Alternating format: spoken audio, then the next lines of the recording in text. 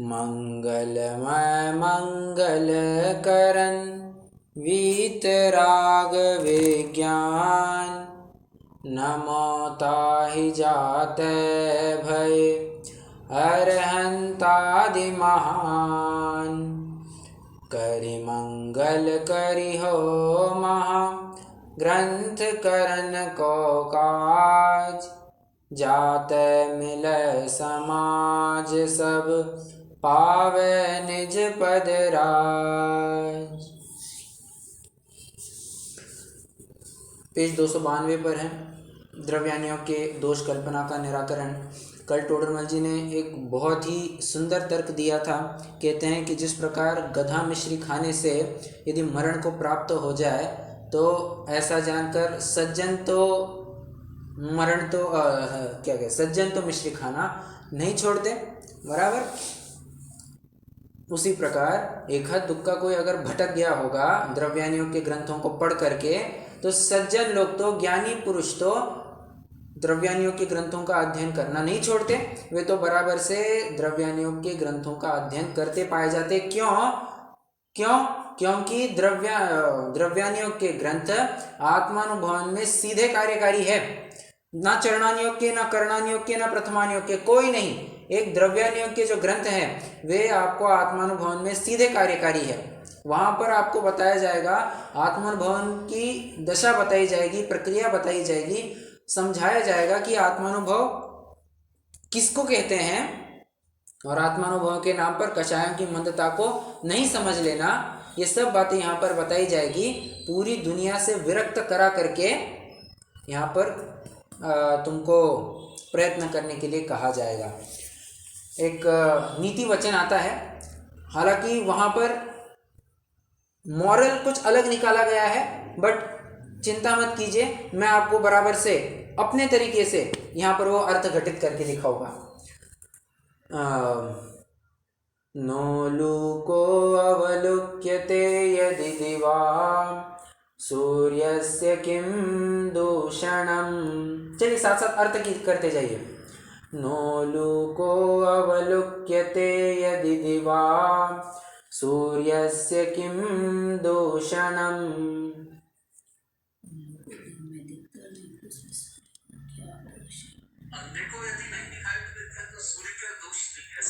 ठीक है, तो यहाँ पर अंधे की बात नहीं है, यहाँ पर उल्लू की बात है। नो लू को, न उल्लू को, ठीक है। आप अंधा कह रहे हैं, उसमें भी कोई गलत बात नहीं है, बट छंद की अपेक्षा से उल्लू की बात ली है।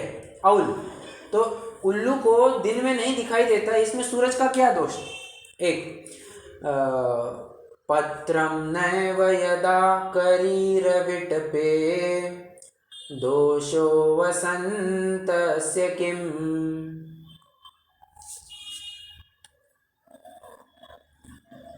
पत्रम नैव यदा, ये नहीं समझ में आया, ठीक है।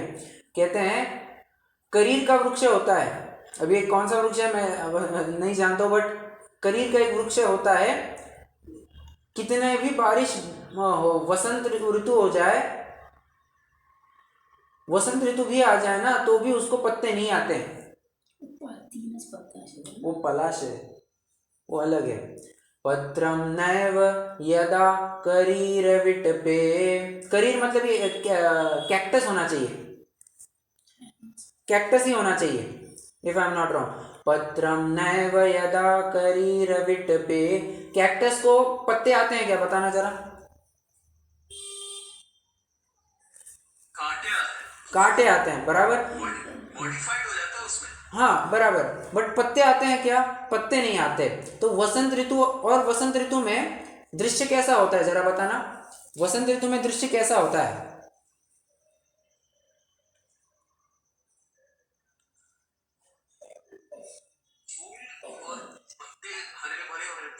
बराबर, फूल और पत्ते आने लग जाते हैं, हरे भरे भी रहते हैं, आने लग जाते हैं। मतलब आम के पेड़ को अगर देखेंगे तो आम के पेड़ को अब वो मोहर आना चालू हो जाती है, मराठी में उसको मोहर आना कहते हैं, फूल आना चालू हो जाते हैं, जिसका ये जो इसका परिचय होता है कि अब थोड़े ही काल में कच्चा आम आएगा, कच्चे आम से मीठा आम आ जाएगा। ये इसका संकेत हुआ करता है। और मैं आपको इसलिए बता पा रहा हूँ क्योंकि क्या है, हमारे घर के पीछे जो पड़ोसी है उन्होंने लगा रखा है आम का पेड़, और बराबर से जब भी हम कंपाउंड में जाते हैं तो आम के वो सब फूल वगैरह सब गिरे रहते हैं।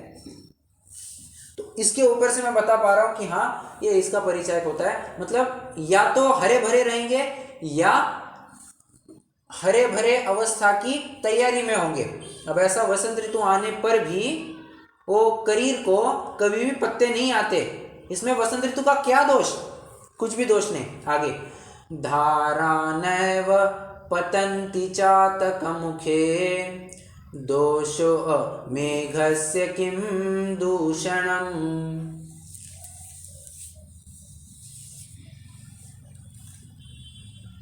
मेघों का कोई दोष नहीं है, लेकिन आगे का नहीं पल्ले पड़। नहीं, फिर से धारा नैव पतन्ति चातकमुखे मेघस्य किं दूषणम्। चातक पक्षी के चातक के मुंह में धारा नहीं प्राप्त होती।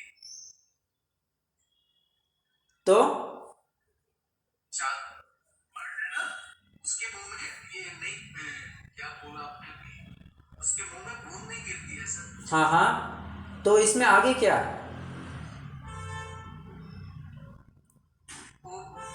उसका कोई दोष नहीं है। किसका?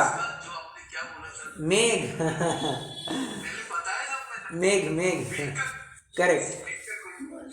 इसमें मेघ का कोई दोष नहीं है। अगर चातक के मुख में पानी नहीं गिर रहा है, इसमें मेघ की क्या गलती है? ठीक है, तो चातक की बात है ना। अब यहाँ पर छंद देखो, मैं आपको असली छंद भी बताऊंगा और इस प्रकरण से भी जोड़ करके दिखाऊंगा।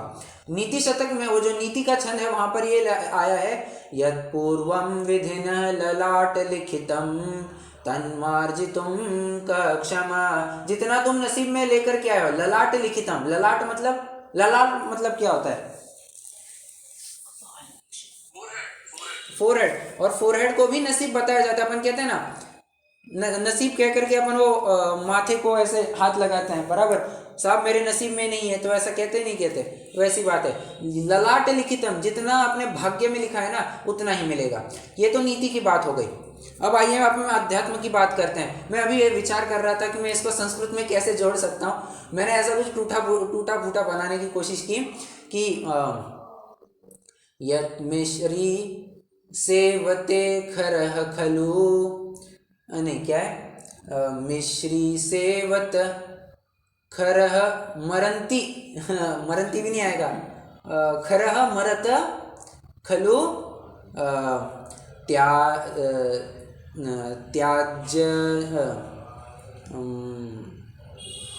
क्या है वो, त्यक्तम न स क्या, त्यक्तम न सज्जनाः, ऐसा मैंने कुछ बनाने की कोशिश की थी। ठीक है,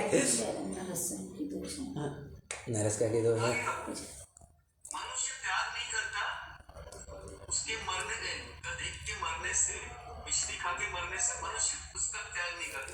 अरे ये बात उसी प्रकार। अब यहाँ पर सिद्धांत की भी बात लगा लेना। सिद्धांत की क्या बात लगाएंगे कि द्रव्यानुयोग पढ़ करके एक हाथ दुक्का अगर भटक गया होगा तो ज्ञानी लोग तो द्रव्यानुयोग का अध्ययन करने से चूकते नहीं है। कितने जनों को छंद भी समझ में आया और बराबर से यहाँ कैसे घटित किया ये भी समझ में आया?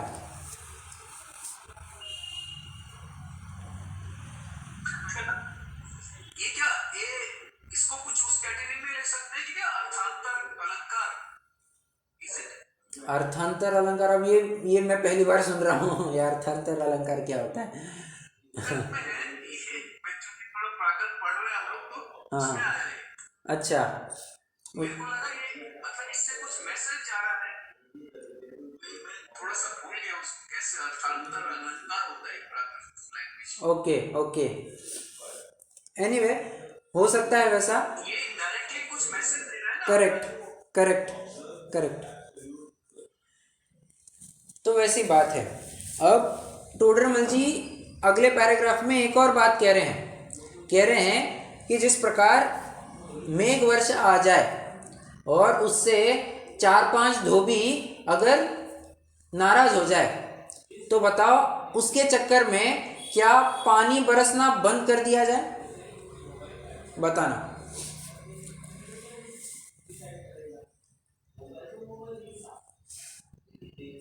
कुमार भी आ जाएगा ना, क्या? कुमार भी आ सकता है ना उसमें, क्योंकि उसके घोड़े भी ये हो जाएंगे, ऐसा भी हाँ ठीक है, कुम्हार लीजिए, धोबी लीजिए, जो भी लेना है ले सकते हैं, बट क्या इसके पीछे हम पानी का बरसना रोक सकते हैं? नहीं साहब, पानी का बरसना अगर रोक देंगे, लोगों को पीने के लिए पानी कहाँ से मिलेगा? हमारे नदी में, तालाब, कुएं में पानी कहाँ से आएगा? बात एक, हमारे जो किसान है, जो हमारे लिए अनाज पैदा करते हैं, उनको उनकी खेती के लिए पानी कहाँ से मिलेगा? बारिश ही नहीं होगी तो पानी कहाँ से मिलेगा? तो इसके पीछे अगर 2-3 धोबी नाराज हो जाए तो चल जाएगा, और उसको कोई गिनता भी नहीं है, कोई गिनता नहीं है। जो हमारा मेन है पार्ट है कि हमको खेती बाड़ी के लिए पानी चाहिए, लोगों को पीने के लिए पानी चाहिए, वो जब अगर प्रयोजन हमारा सदता है तो फिर हम बाकी को एक हाथ दूसरा नाराज हो जाए तो चल जाएगा। और एक बात समझना, पार्लियामेंट में भी भाई साहब कभी भी सर्वसम्मति नहीं हुआ करती है।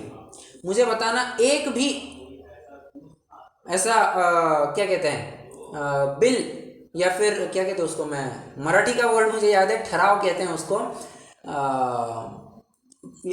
बिल कह सकते हैं, जो कुछ भी कहना चाहे, कि जो भी पास करना है पार्लियामेंट में, डॉक्यूमेंट पास करवाना है तो सर्वसम्मति से होता है क्या?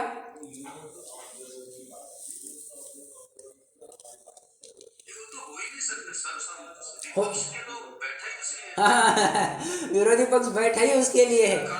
हाँ, टांग खींचना।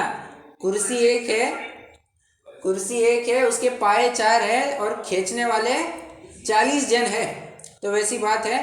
तो विरोधी पक्ष बैठा ही उसके लिए है, बराबर टांग खींचने के लिए लगा है। भाजपा ने, बीजेपी ने कुछ कहा, कांग्रेस यहाँ से टांग खींचना चालू करेगा, कांग्रेस ने यहाँ से कुछ कहा, बीजेपी वहां से टांग खींचना चालू करेगा, तो रस्सी खींचते हुए चलती रहती है, सर्वसम्मति तो हो ही नहीं सकती है। तो ये जानते हुए कि यार ये विरोधी दल वाले तो मान नहीं रहे हैं, तो क्या बीजेपी अपनी डेवलपमेंट की पॉलिसीज बंद कर देगा? नहीं, लोकहित में, जनहित में जो होगा हम उसके लिए निर्णय लेकर के ही रहेंगे। ठीक है, चलिए यही बात यहाँ, हाँ करेक्ट, मेजॉरिटी को ही ध्यान में रख करके वो निर्णय लिया जाता है। अगर हर एक को अगर देखो, वो कहते हैं ना कि 100 एकड़ के आम के बगीचे में 10-5 नीम के पेड़ थे, बोलो उसको आम का बगीचा कहेंगे या नीम का बगीचा कहेंगे? बराबर, 10-5 नीम के पेड़ होने से उसको कोई कहेंगे क्या कि ये नीम का भी है? अरे मेजॉरिटी को देख करके बात कही जाती है। वैसी बात यहाँ पर भी जानना, आप समझ रहे होंगे मैं एक ही बात के ऊपर कितना फोकस कर रहा हूँ, क्योंकि ये बहुत महत्वपूर्ण है, बहुत महत्वपूर्ण है। और कल अपनी अंत में इसके ऊपर चर्चा भी चल रही थी क्या, कि एक हाथ दुक्का अगर इससे भटक जाए, चिंता मत करो भटक जाए तो चिंता मत करो। क्यों? तो हाँ, अगर वो वापस आ जाए तो उसको भटका नहीं कहेंगे। सुबह का भूला अगर शाम को लौट करके आ जाए तो उसको भूला नहीं कहते।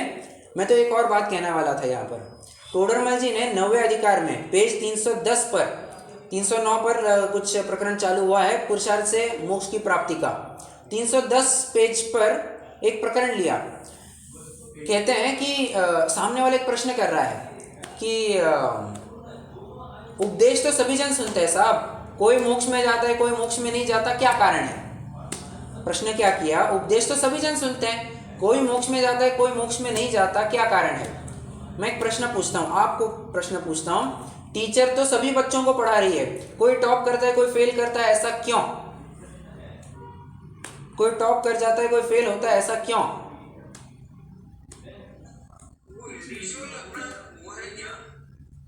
Okay, and one more reason, अपना ज्ञान है, ठीक है, हाँ, आवरण नहीं, ज्ञान आवरण वो सब एक ही बातें हो गई, ये तो एक ही बातें हो गई। Correct correct perfect. अपना पुरुषार्थ, तुम क्लास में जितना ध्यान से सुनोगे, घर पर जाकर के जितनी क्या कहना चाहिए शिद्दत से तुम होमवर्क करोगे, एग्जाम के पहले बराबर से रिवीजन करोगे, तुम्हारा पास होना अवश्यम भावी है, तुम टॉप भी कर जाओगे। ठीक है, ये तो तुम्हारे पुरुषार्थ के ऊपर निर्भर करता है। उसी प्रकार उपदेश तो सभी जन सुनते हैं, परंतु जो उसको अवधारण करेगा, जो पुरुषार्थ करेगा, वही तो मोक्ष में जाएगा। उपदेश तो शिक्षा मात्र है, फल तो जैसा पुरुषार्थ करेगा वैसा पाएगा। अच्छा, सामने वाला अभी भी पीछे नहीं हट रहा है, वो प्रश्न कर रहा है। ये 310 पेज का ही मैं प्रकरण आपको बता रहा हूँ, आप चाहे तो पढ़ सकते हैं। 310 पेज पर एक प्रकरण आया, वो अब प्रश्न कर रहा है। वो देख रहे हैं आप, पीछे कमंडलू वाला, वो मुनिराज उनको कहते हैं, नग्न दिगंबर साधु हैं वे भी तो पुरुषार्थ कर रहे हैं, परंतु मोक्ष में क्यों नहीं जा रहे? परंतु मालूम होता है कि वे द्रव्यलिंगी भी है। टोडरमल जी कहते हैं, अन्यथा पुरुषार्थ करने से तुम यदि फल की प्राप्ति चाहोगे तो कैसे होगा? द्रव्यलिंगी व्रत तपश्चरण आदि करता है, इस व्रत तपश्चरण आदि रूप पुरुषार्थ करता है, परंतु इस पुरुषार्थ से तो शुभ बंध होगा, शुभ बंध से स्वर्ग की प्राप्ति होगी। वो तो शुद्ध भाव को प्राप्त हो ही नहीं रहा है, वह कभी मोक्ष को जा ही नहीं सकता। समझ में आ रहा है? अगर पुरुषार्थ गलत डायरेक्शन में करोगे तो रिजल्ट भी गलत ही मिलेगा। समझ में आ रहा है ना? वैसी बात है, अन्यथा पुरुषार्थ करने पर फल भी अन्यथा ही प्राप्त होता है। Got it? अब ये बात यहाँ पर भी लगाना। कह रहे हैं कि द्रव्यानियों के ग्रंथ तो सभी पढ़ते हैं, तो भटक कैसे गया कोई? अरे उसने यथार्थ नए विवक्षा नहीं समझी, इसलिए भटक गया। द्रव्यानियोग तो सभी को एक ही शिक्षा देगा, आत्मानुभूति करो, आत्मानुभव करो, अपने शुद्धात्मा को जानो, पहचानो, देखो मतलब श्रद्धान करो, उसी में रमण करो, विचरण करो। यही बात आपको अध्यात्म, यही बात आपको द्रव्यानियोग बताएगा। ठीक है, कोई इसको जान करके स्वच्छंदी प्रवर्तेगा तो हम क्या कर सकते हैं? ये तो वो गलत डायरेक्शन में लेकर के गया, ये तो उसने अपनी अंडरस्टैंडिंग गलत लगाई ना, उसने नए विवक्षाओं को, प्रमाण नयों को अच्छे से नहीं समझा, नए प्रमाण निक्षेप को नहीं समझा, इसलिए वो भटक रहा है। इसलिए कल भी अपनी बात हुई थी कि समयसार कोई अकेले में पढ़े तो भी चल जाएगा, बशर्ते उसने योग्य गुरु के शरण में रह करके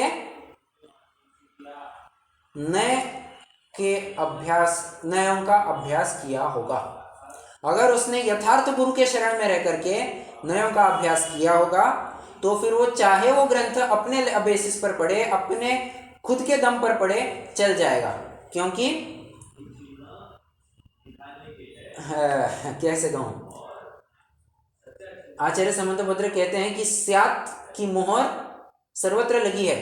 जैनी कुछ भी बोले, उस स्यात् उसमें लगा ही है। अब ये स्यात् लगा है, ये जानने के लिए आपको पहले प्रमाण को तो समझना ही पड़ेगा। ठीक है, चलिए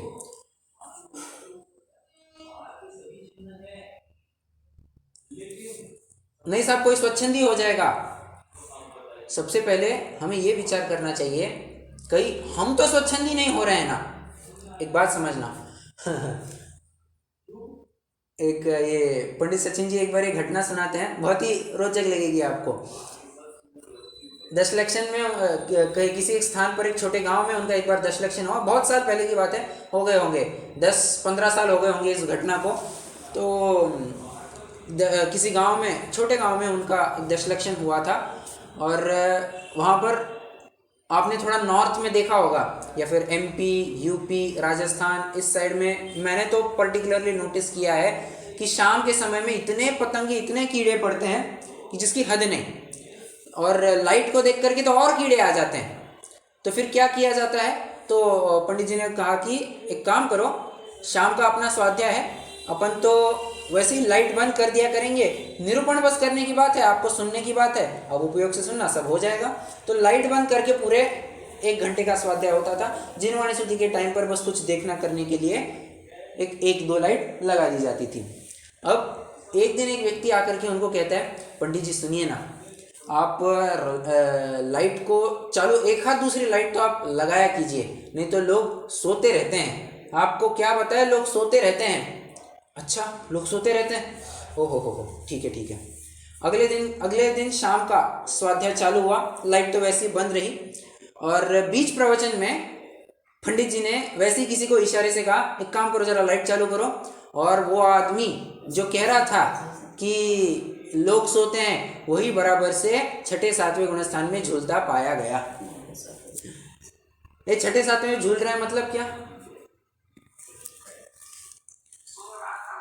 हाँ वो तो सो रहा था। ये देखो, छठा सातवें में झूलना, ये पद एक विशिष्ट स्थान पर ही प्रयोग किया जाता है, और वो है स्वाध्याय के टाइम पर अगर कोई नींद ले रहा है ना, तो उसके लिए कहा जाता है, भाई साहब ये छठे सातवें में झूल रहे हैं ऐसा बोला जाता है, ठीक है। खैर, कहने की बात मेरी इतनी है कि जो प्राय बोलता है ना कि लोग सोते हैं, नींद सबसे पहले उसी को आती है। जो कहता है ना कि अध्यात्म को पढ़ करके लोग स्वच्छंदी हो जाएंगे, पहले हमें देखना चाहिए कि वह व्यक्ति ही स्वच्छंदी तो नहीं है ना। और मेजॉरिटी केसेस में आपको यही मिलेगा कि वही व्यक्ति आपको स्वच्छंदी मिलेगा। जो कंप्लेंट करता है ना, सबसे पहले उसके ऊपर गुजरी होती है, इसीलिए तो वो कंप्लेंट लेकर के आया है। उसके ऊपर गुजरी ही नहीं तो कंप्लेंट लेकर के आएगा क्यों? बराबर है, सिंपल सी बात है। चलिए 2 पैराग्राफ पढ़ने हैं। तथा यदि झूठे दोष की कल्पना करके अध्यात्म शास्त्रों को पढ़ने सुनने का निषेध करे, तो मोक्ष मार्ग का मूल उपदेश तो वहाँ है, उसका निषेध करने से तो मोक्ष मार्ग का निषेध होता है। जैसे मेघ वर्षा होने पर बहुत से जीवों का कल्याण होता है, और किसी को उल्टा नुकसान हो तो उसकी मुख्यता करके मेघ का तो निषेध नहीं करना। उसी प्रकार सभा में अध्यात्म उपदेश होने पर बहुत से जीवों को मोक्ष मार्ग की प्राप्ति होती है, परंतु कोई उल्टा पाप में प्रवर्ते तो उसकी मुख्यता करके अध्यात्म शास्त्रों का तो निषेध नहीं करना चाहिए। समझ में आ रहा है? इसकी चर्चा अपनी हुई थी। तथा अध्यात्म ग्रंथों से कोई स्वच्छंद हो, सो वह तो पहले भी मिथ्या दृष्टि था, अब भी मिथ्या दृष्टि ही रहा। इतना ही नुकसान होगा कि स्वच्छंदी हुआ ना, तो सुगति में जाने के बजाय कुगति में चला जाएगा, इतना ही नुकसान होगा। परंतु अध्यात्म उपदेश न होने पर, देखो अगर हम वो टोडरमल जी ने एक उदाहरण दिया था, अभी कहाँ पर होगा ये, मैं भी याद नहीं कर पा रहा हूँ। 7वें अधिकार में उदाहरण एक नहीं दो जगह पर दिया था। वे कहते हैं, ये कहाँ पर है ये, निश्चयाभासी का प्रकरण होना चाहिए, परफेक्ट वही पेज निकला वही पेज निकला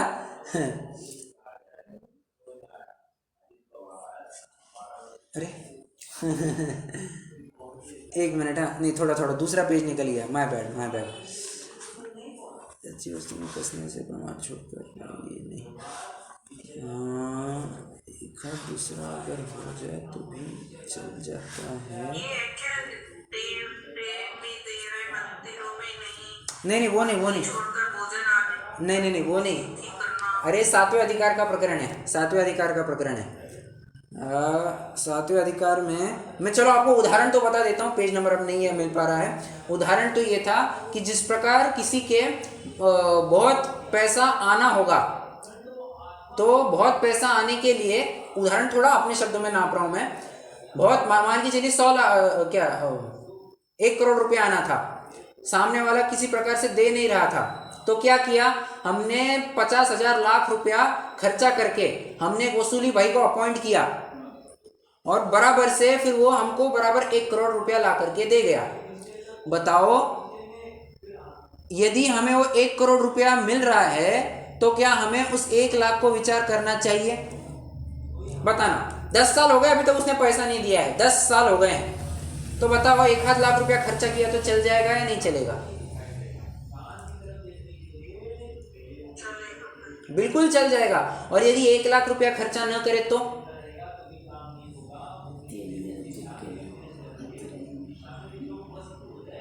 घाटा कितने का होगा? घाटा होगा 99 लाख का। क्यों साहब 99 लाख का घाटा क्यों? अरे 1 लाख उसने बचा लिया, यहाँ पर 1 लाख रुपया बचा लिया, 1 करोड़ रुपया गंवा दिया, नेट इफेक्ट 99 लाख का गंवा रहा है वो। समझ में आ रहा है? मतलब इसको कहते हैं पेनी वाइज पाउंड फुलिश। हाँ हाँ बराबर, इसलिए ये सब चलता है। सिद्धांत कोई घटित करेगा क्या? मैंने आपको अभी ये उदाहरण दिया, इसके लिए कोई सिद्धांत घटित करेगा?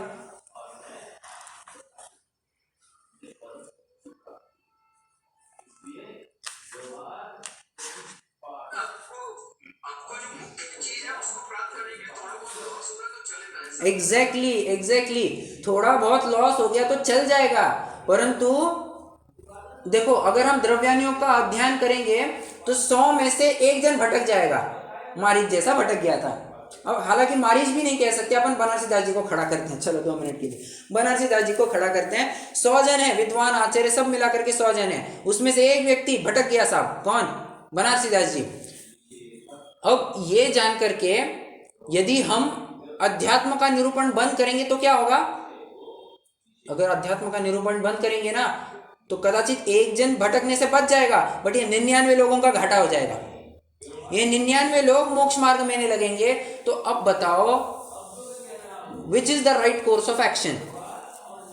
What should be the right course of action? स्वाध्याय बंद कर देना चाहिए द्रव्यानुयोग का या कंटिन्यू रखना चाहिए? कंटिन्यू चलना चाहिए, इसमें कोई शंका की बात ही नहीं है। ठीक है, चलिए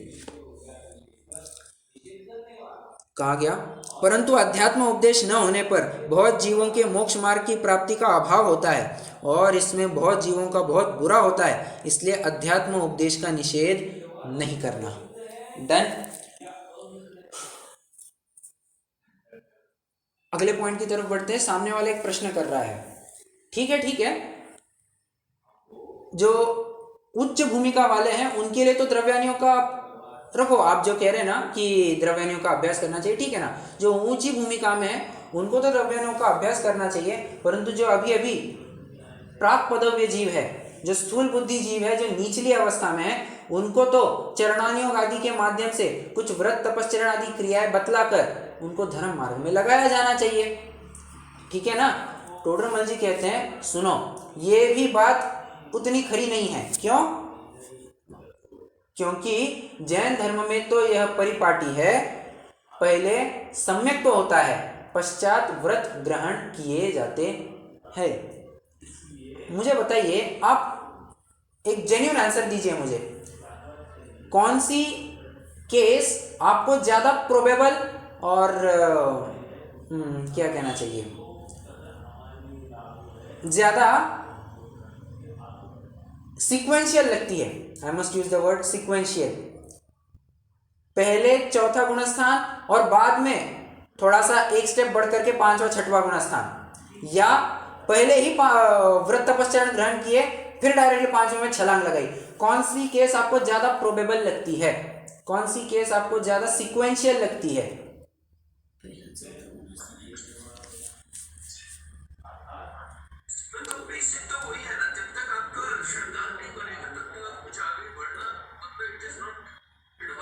एग्जैक्टली मतलब पहले चौथा गुणस्थान बाद में व्रत, पहले सम्यक्त्व बाद में व्रत, यही बात टोडरमल जी कह रहे हैं। जैन धर्म में तो यह परिपाटी है कि पहले सम्यक्त्व होता है, बाद में व्रत ग्रहण किए जाते हैं।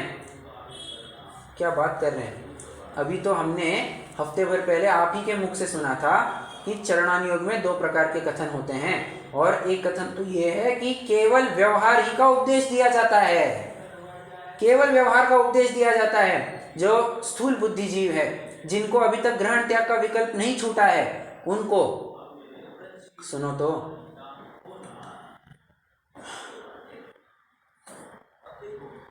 तुम्हें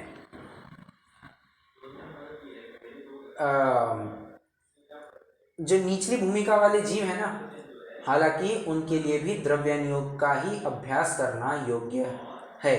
क्या बात कर रहे हैं? जी हाँ, पहले उन्होंने भी द्रव्यानुयोग का ही अभ्यास करना चाहिए। क्यों? एक वैसे एक घटना सुनाना चाहूँगा अपने प्रथमानियुक्त नहीं कह सकता, एक लगभग 70-80 साल पहले एक ऐसी घटना हुई थी। आत्मानंद जी बाबा जी एक थे, ठीक है, वे एक मतलब काफ़ी क्या कहना चाहिए, सदाचारी उनका जीवन माना जाता था, अध्यात्म के ऊपर भी विशेष पकड़ रखते थे और मतलब हर प्रकार से वे संपन्न थे। उनका आचरण भी योग्य था और अध्यात्म शास्त्रों में भी वे पारंगत थे। अब ये तो सोने पे सुहागा कहा जाएगा, बाबा जो यथार्थ मैं जीव ये श्रद्धान करे और बराबर से उसके आचरण में भी वो झलके, कि आचरण में झलके मतलब वो जिनवाणी की बात कह रहे हैं, आचरण के स्तर पर भी उसका यथायोग्य सदाचार और नैतिकता पाई जाए, ये तो सोने पे सुहागा पाया जाता है साहब। तो एक बार इनका कहीं पर कार्यक्रम बना, वहाँ के छोटे छोटे बच्चों को उन्होंने बुला लिया और कहा चलो पाठशाला लगाते हैं और कुछ सुनाते हैं इनको। उन्होंने क्या पढ़ाना चालू किया, देखो मैं जीव हूँ। कोमल जी आपने क्या पढ़ा था, मैं तो भगवान हूँ, आपने यही पढ़ा था ना।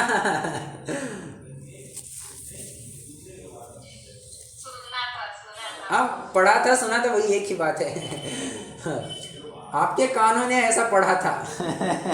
चलो मैं भगवान हूँ ये सुना था, आपको कितना मतलब एक 7वें आसमान पर लगा या नहीं लगा, आपको कुछ विशेष महान स्वयं की महत्ता लगी या नहीं लगी। हम भी कुछ भगवान से कम नहीं है, हम भी भगवान की शक्ति के बराबर वाले हैं। बराबर वाले मतलब भगवान की जितनी शक्ति थी ना, जो शक्ति है वही शक्ति हम में भी है, बस उनकी शक्ति की अभिव्यक्ति हो गई है, हमारे में बस वो अभी सुप्त रूप से विद्यमान है। बट मुझ में और भगवान में कुछ भी अंतर नहीं है। ये सुनने पर कितना आनंद आता है। आत्मानंद जी बाबा जी ने वही कहा कि मैं जीव हूँ, मैं अनादि अनंत हूँ, मेरा कभी मरण नहीं होता, मैं कभी जन्मता नहीं, मैं एक त्रिकाली ध्रुव तत्व हूँ, मैं भगवान की सामर्थ्य वाला हूँ। ये सब ऐसे उनको छोटे छोटे एक दूसरी तीसरी कक्षा वाले बच्चों को उन्होंने सुनाया। अब पाठशाला हो गई। एक सज्जन उनके पास आकर के कहते हैं, बाबा जी आपने इन बच्चों को ये बातें क्यों सुनाई कि मैं शुद्ध हूँ, मैं बुद्ध हूँ। आप कुछ बताते ना कि रात्रि भोजन नहीं करना और ये नहीं करना वो नहीं करना, आप ये तो बता देते। अगर मैं ये बता देता, अच्छा वे कहते हैं मैं ऐसे स्थान पर आया हूँ जहाँ पर देख कर के मुझे लगता है जाने कौन यहाँ विद्वान आएगा और कौन इन बच्चों को ये इतनी सुधामृत का पान कराएगा, ऐसे सुधामृत का पान कराएगा। मैं नहीं जानता था, मैं नहीं समझ पाता था, और क्या मालूम भविष्य में कोई ऐसा विद्वान आएगा भी या नहीं भी। ये बताने के लिए कोई विद्वान आएगा या नहीं ये मैं नहीं कह सकता, तो क्यों ना अभी यही बात बता दूं, ताकि फिर भले ही जिंदगी भर कोई आचरण की भी बात बताते रहे, उनको ये तो याद रहेगा कि हाँ एक विद्वान आए थे, उन्होंने हमको सुखी होने का उपाय बताया था। मैं जीव हूँ ऐसा श्रद्धान करो, मैं पर से भिन्न हूँ ऐसा श्रद्धान करो, ऐसा मानो, तुम्हारा कल्याण होगा, तुम्हारा अविनाशी कल्याण होगा। ये ऐसी बात बताने वाला कोई विद्वान भी आया था, ये उनको याद रहेगा। ठीक है, तो स्थूल बुद्धि जीव भी हो, निचली अवस्था वाला भी हो, उसने भी द्रव्यानियों के अभ्यास में प्रवर्तना चाहिए। तो एक काम करते हैं, हम भी कल से आचरण आदि को छोड़ देंगे। अब ये बहुत घिसा बेटा प्रकरण हो गया है। हम भी कल से उपवास आदि छोड़ देंगे। टोडरमल जी ने कहा था ना, तू किस पर रोक जमाता है, तू करना है तो कर, नहीं तो मत कर, फल तो जैसा तू पुरुषार्थ करेगा वैसा प्राप्त करेगा। वो प्रकरण हो गया, छोड़ो वो बात अभी 2 मिनट के लिए। तो फिर उपदेश दिया ही क्यों चरणानियोग का? उपदेश इसलिए दिया, और स्थूल बुद्धि जीवों को कैसे लगाया जाए? पहले तो तुम्हें यही प्रयास करना चाहिए कि द्रव्यानियों के माध्यम से वो जिस प्रकार से मोक्ष मार्ग में आ जाए। परंतु लाख प्रयास के बाद भी अगर ऐसा प्रतीत हो रहा है कि नहीं यार ये तो अच्छा असर होने के बजाय इसके ऊपर विपरीत असर हो रहा है, तो फिर उसको चरणानियों की परिपाटी का आश्रय करा करके उसको कुछ क्रियाओं के माध्यम से मोक्ष मार्ग में लाया जाता है। नहीं साहब कैसी बात कर रहे हो? ये जो बड़े बड़े विद्वानों की बातें आप कर रहे हो, छोटे छोटे जो स्थूल बुद्धि के जीव है, जो आबाल है, उनको ये बात क्या भाषित होगी, कुछ समझ में नहीं आएगी। टोडरमल जी कहते हैं लोक व्यवहार में तो अनेक प्रकार की चतुराई बतलाते हैं, वहां पर तू तो ऐसा विचार नहीं करता कि ये बड़े हैं, ये छोटे हैं, ये निचली अवस्था वाले ऐसी ऐसी चतुराइयां बनाते हैं, वहां पर तो तुझे बराबर प्रवृत्ति करनी है, और यहाँ पर तू कहता है कि इनको समझ में नहीं आएगा। अरे मुझे बताओ, आज दूसरी तीसरी क्या कह रहा हूं मैं, 2-3 साल का छोटा बच्चा मोबाइल चलाना जानता है या नहीं जानता है?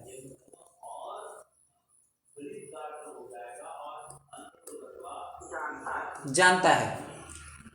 कुमकुम जी, आपके पोते चलाते हैं क्या?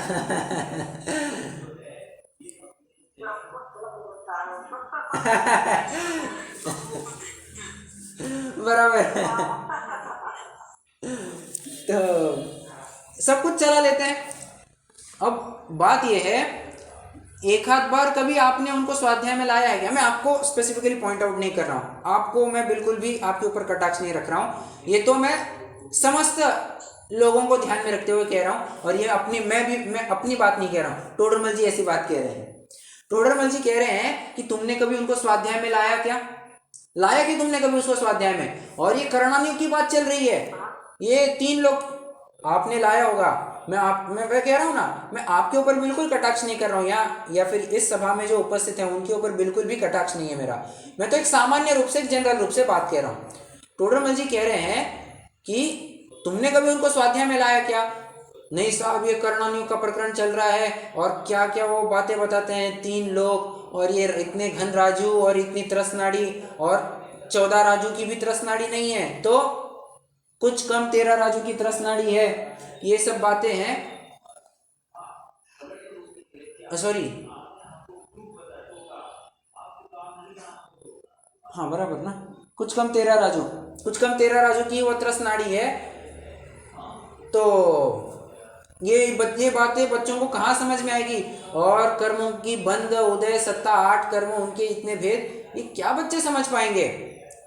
तुम्हारा बच्चा 2 साल 3 साल का है, उसको बराबर मोबाइल चलाना आता है, मोबाइल में पासवर्ड समझ चुका है, तुम्हारे मोबाइल का क्या पासवर्ड है, नेट चालू करके प्ले स्टोर में जा करके वो अपनी गेम डाउनलोड कर सकता है, गेम खेल सकता है, इतना समझ में आता है।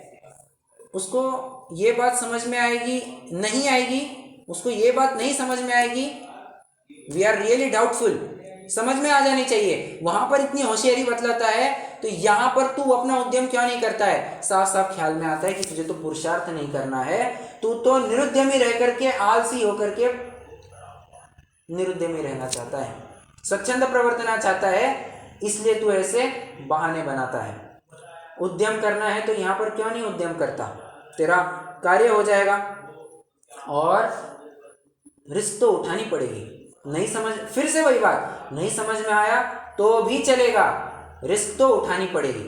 अगर रिस्क नहीं उठाएंगे ना, तब तो ये भी बात नहीं समझ में आएगी उसको, फिर पता नहीं पूरे जीवन भर भी उनको कोई ये बात बताएगा या नहीं बताएगा, कभी उनका स्वाध्याय में भी योग बनेगा या नहीं बनेगा आने का, हम कुछ नहीं कह सकते।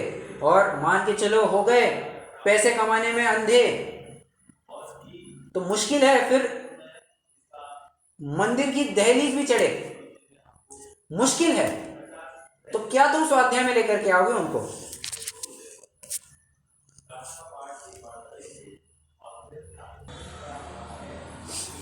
क्या बात चल रही थी? हाँ, रिस्क तो उठानी पड़ेगी। अब वैसे एक बहुत ही जनरल उदाहरण है, इसको भक्ष अभक्ष से मत जोड़ना बिल्कुल भी। जिसको शहद चखना है, उसको झूमती मधुमक्खियों के बीच में जाकर के वो मधु छत्ते से शहद निकालना पड़ेगा, रिस्क तो लेनी पड़ेगी। जिन लगभग 2-3 दिन से अपन वो बात कर रहे हैं, जिन खोइया तिन पाइया वाला, ठीक है। चलिए पढ़ते हैं, 2 प्रश्न यहाँ पर उसके हैं, वो पढ़ते हैं। तथा कितने ही जीव कहते हैं कि द्रव्यानियोग रूप अध्यात्म उपदेश है वह उत्कृष्ट है, सो उच्च दशा को प्राप्त हो उनको कार्यकारी है, निचली दशा वालों को व्रत संयम आदि का ही उपदेश देना योग्य है। समझ में आ रहा है प्रश्न? कोई पढ़ेगा क्या उत्तर? आगे का प्रकरण पढ़ना है।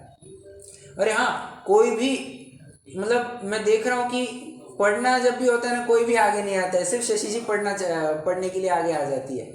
हाँ, मतलब ऐसा सभी ने पढ़ना चाहिए। अभी असल में मैं ग्रंथ उठा नहीं रही थी, इसलिए मैं बोलती नहीं हूँ। अच्छा अच्छा, क्यों जी, क्या हो गया ऐसा? जेठ के टाइम में। अच्छा अच्छा अच्छा, ओके ओके, ठीक है। बट आपने एक बहुत अच्छी बात की, आप नोट्स तो बना रहे हैं, नहीं बना रहे वैसे? मैं नोट्स भी नहीं बना अरे रही हूँ, नहीं नहीं तो नहीं, बात में देखो। नहीं नहीं, आप बस कम से कम 1 घंटे के लिए तो आपने छूट रखनी चाहिए। प्रमुखों में फिर आप देखिए, आप भले ही पूरा दिन कुछ करें, हालांकि मैं तो उसको भी प्रमोट नहीं करूंगा, फ्रैंकली स्पीकिंग, मैं उसको भी प्रमोट नहीं करूंगा, उसको भी बढ़ावा नहीं दूंगा। बट एक मिनट करने सुनिए का ना। काम नहीं है ऐसा कुछ, मैं उसकी वजह से नहीं कर पाती। बस ये थोड़ा सा आता है ना कि छुट्टा पात्र की वजह से, बस मैं आज लगा कि मैं क्लास सुन लेती हूँ बस। ओके, और आपने बाकी जाप वाप करना है, मौखिक जो आता है वो या प्रवचन सुन लेती हूँ इसको। ओके, जी। आपने एक बात तो बहुत अच्छी की, आप स्वाध्याय से भी मुक्त नहीं हुए, आप ये बहुत अच्छी बात कर रहे हैं, मतलब शाबाशी देनी चाहिए इसके लिए। परंतु आप नोट्स नहीं बना रहे हैं, ये ऐसा मत कीजिए। मैं कम से कम कहूँगा 1 घंटे के लिए तो आपने, और कोई देखने वाला भी नहीं, कोई टोकने वाला भी नहीं है। आजकल किसी को नहीं पड़ी रहती है, फ्रैंकली स्पीकिंग किसी को नहीं पड़ी रहती है सूतक पातक की। आप बिंदास 1 घंटे के लिए, हम इतनी डेयरिंग तो कर सकते हैं कि देखते हैं समाज वाला को कौन क्या कहता है। हम विपरीत कार्य करने के लिए तो लोग में इतनी डेयरिंग कर जाते हैं, हम अच्छे कार्य के लिए तो इतनी डेयरिंग कर ही सकते हैं कि कोई कुछ भी कहे, कोई गाली गलौज करे, हम 1 घंटे के लिए तो शास्त्र को हाथ में लेकर के नोट्स तो बनाएंगे, इतना तो आप कर ही सकते हैं। और देखिए इसमें आप चूक जाएंगे स्वाध्याय से, फिर आपका अलग से और समझ आएगा, आप प्रवचन सुनेंगे, फिर से उसकी अलग से नोट्स बनाएंगे, तो उतने समय में कुछ आप नवीन विषय भी ग्रहण कर सकते थे। ये मेरा कहना है, बात बाकी फिर आपका निर्णय है। ये तो मैंने आपको वैसे ही प्रकरण आ गया, वैसे ही चर्चा चल रही थी तो मैंने आपको बता दिया, ठीक है। और ये सभी के लिए बात है, मतलब सूतक हो पाठक हो, कम से कम अपनी कक्षा चल रही है 1 घंटे के लिए तो आपने पेन पेपर, मतलब पेन नोटबुक और ग्रंथ तो सामने रखना चाहिए। मतलब उसकी चिंता मत कीजिए अपन ग्रंथ को छू रहे हैं, क्या हो रहा है, कुछ नहीं कुछ नहीं। अगर, और क्या मैंने 2-3 दिन पहले भी बात कही थी ना, अगर नोट्स नहीं बनाएंगे ना तो उपयोग नहीं लगता है, तो नोट्स बनाते रहेंगे तो बराबर से उपयोग लगा रहता है, ठीक है। चलिए, बात बाकी आपका निर्णय है। कोई पढ़ेगा ये प्रकरण?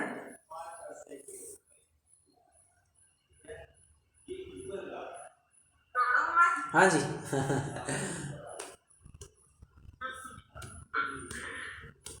उनसे कहते हैं जिन मत में यह परिपाटी है कि पहले सम्यक्त होता है फिर व्रत होते हैं, वह सम्यक्त सप्रकर्ष और वह श्रद्धा द्रव्यान योग का अभ्यास करने पर होता है। इसलिए प्रथम द्रव्यान योग के अनुसार श्रद्धा करके सम्यक दृष्टि हो, पश्चात ज्ञानान योग के अनुसार व्रतादि धारण करके वृत्ति हो। इस प्रकार मुख्य रूप से तो निचली दशा में ही द्रव्यान योग कार्यकारी है। कौन रूप से जिसे मोक्ष मार्ग की प्राप्ति होती न जाने, उसे पहले किसी व्रत आदि का उपदेश देते हैं। इसलिए ऊंची दशा वालों को अध्यात्म अभ्यास योग्य है, ऐसा जानकर निचली दशा वालों को वहां से परांकुश होना 1 मिनट। नहीं है। तथा यदि कहोगे दवा कैसे लेते हैं? कड़वी अवस्था में ही ले लेते हैं। अब फिर से भक्ष अभक्ष को यहाँ पर बीच में मत लाना। हाँ, उदाहरण बहुत ही जनरल दे रहा हूँ। जो टैबलेट वगैरह होती है, शुरुआत में जब भी कोई दवाइयाँ लेना चालू करता है तब कैसे लेता है? लेना कैसे चाहिए? ली गोली निगल, मतलब एकदम क्या कहते हैं, गले के वहाँ तक रख दी, निगल ली, पानी पी लिया, खेल खत्म। टैबलेट ऐसे खाते हैं, ठीक है। अब मैं आपको सिखा नहीं रहा हूँ, ये तो बस आपको बता रहा हूँ ये कैसे हो रहा है, कैसे करते हैं लोग, ठीक है।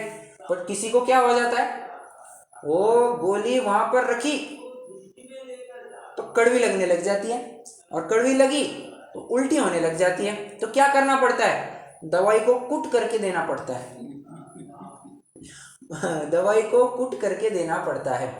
आइडियल वे क्या होना चाहिए? टैबलेट लिया, पानी पी लिया, खेल खत्म। लोग क्या करते हैं? दवाई को कुट करके उसको, पहले कभी मैं भी ऐसा करता था इसलिए मैं आपको बात बता रहा हूँ। तो अभी तो सवाल ही नहीं, अब तो टैबलेट वैबलेट खाने का सवाल ही नहीं, अब तो सालों हो गए बहुत। चलो क्या कह रहा था मैं? हाँ, ये दवाई ले ली और पानी पी लिया, ऐसी बात है। पहले तो क्या करना चाहिए था? तुमने द्रव्यान योग से ही चालू करना चाहिए था, बट अब नहीं हो रहा है तो क्या करें? तो चलो वो नहीं सही, इतना तो करो, तुम कुछ व्रत तपस्चरण तो करो, और फिर व्रत तपस्चरण पूजा। अच्छा, ये जन लोग फैल लो, कहाँ जा रहे हो साहब? व्यापार धंधे के लिए। रुको रुको, थोड़ा और समय है, बैठो, शास्त्र स्वाध्याय में बैठो, समय सार का व्याख्यान चल रहा है, सुनो वो। तो ऐसा बताया जाएगा उसको, ठीक है? हाँ जी, आगे पढ़ना है।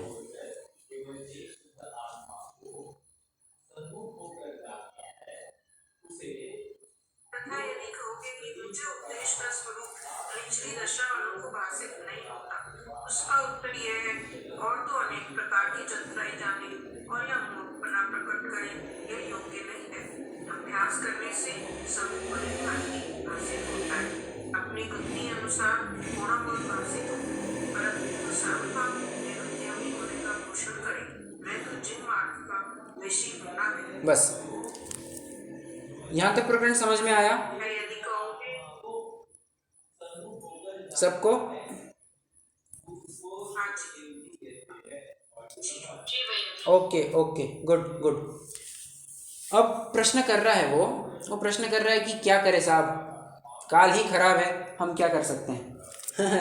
टोडरमल जी कहते हैं तू काल को दोष मत दे, माना कि ये निकृष्ट काल है, परंतु मोक्ष में जाने की अपेक्षा निकृष्ट काल है। आत्मानुभवन के लिए, सम्यक तो प्रकट करने के लिए तो निकृष्ट काल कैसे कह सकता है? फिर एक अष्टप्रौढ़ की एक गाथा उद्धृत करते हैं, कहते हैं अज्जवितिर्यण शुद्धा अप्पाझाउण जंति सुर लोए लोयन्ति यदेवतं चुवाणि बुद्धिम जन तत्थ चुवाणि बुद्धिम जंती। नीचे अर्थ मत देखिए, आप ट्राई कीजिए, नीचे अर्थ मत देखिए प्लीज। अज्जवितिर्यण शुद्धा, मैं आपको तोड़ करके बता रहा हूँ, हिस्सों में बांट करके बता रहा हूँ। अज्जवितिर्यण शुद्धा, चलो मैं थोड़ा बताता हूँ, आपको बराबर समझ में आएगा। अज्जवि आज भी, तिरयण मतलब हाँ, तीन रत्न कौन से? बराबर, सम्यक दर्शन, सम्यक ज्ञान, सम्यक चरित्र। तिरयण मतलब ही रत्नत्रय, ठीक है? अप्पा झाउण जंति सुर लोए, बहुत ही सिंपल है, बहुत ही सिंपल भाषा है। अप्पा झाउण जंति सुर लोए, अपनी आत्मा का ध्यान करके देवगति में जाओ। बहुत अच्छा। लोयन्ति यदेवतं, हाँ करेक्ट। लोयन्तीय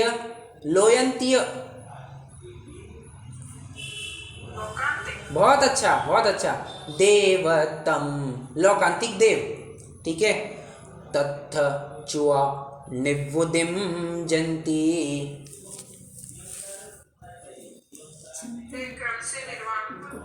बहुत अच्छा। आप नीचे पढ़ करके बता रहे हैं क्या? बहुत अच्छा, बहुत ही अच्छा। ये है क्या कहना चाहिए, फोकस का कमाल। ठीक है, चलिए। तत्थ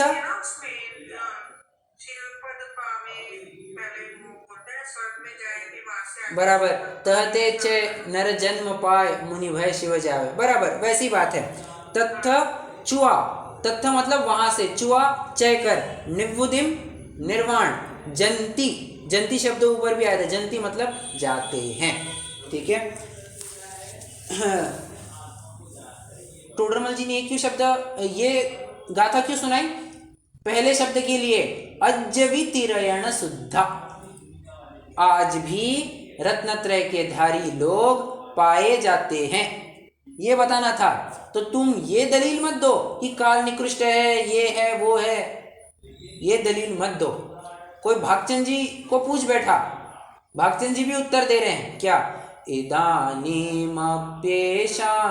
बुध जनमराल परिचिता, क्या मतलब है? आज भी ऐसे ज्ञानी लोग इस भूतल पर पाए जाते हैं। कहां पर आई है ये बात?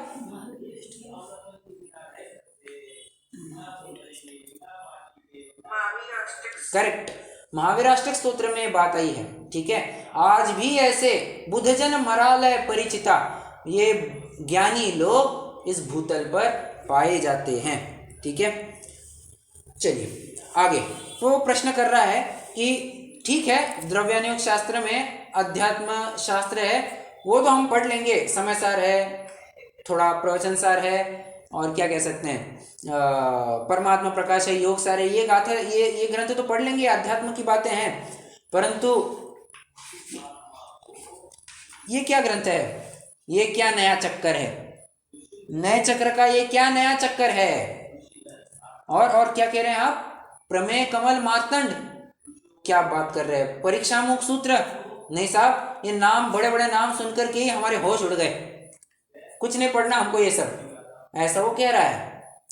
साफ साफ ख्याल में आ रहा है उसको केवल अध्यात्म ग्रंथ पढ़ने हैं, बाकी जो प्रमाण नय का निरूपण करे, ऐसे नए चक्र आदि के ग्रंथ नहीं पढ़ने हैं। जहां पर उसको न्याय की बातें मिले वे ग्रंथ नहीं पढ़ने हैं। जहां पर स्वमत खंडन क्यों कहता हूं मैं हमेशा, स्वमत मंडन और परमत का खंडन, ये प्रकरण चलता है, ये क्यों नहीं, ये नहीं पढ़ना चाहता है, दिमाग बहुत लगता है, समझ में नहीं आता। वैसे प्रश्न है मेरा, पांचवा अधिकार कितने जनों को क्लिष्ट लगा?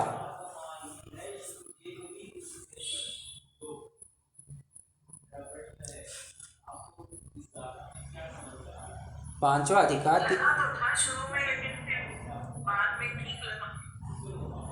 चलो नहीं, बट समझ, कम से कम समझ में तो आया नहीं आया? अच्छे से समझ में आ गया, बराबर।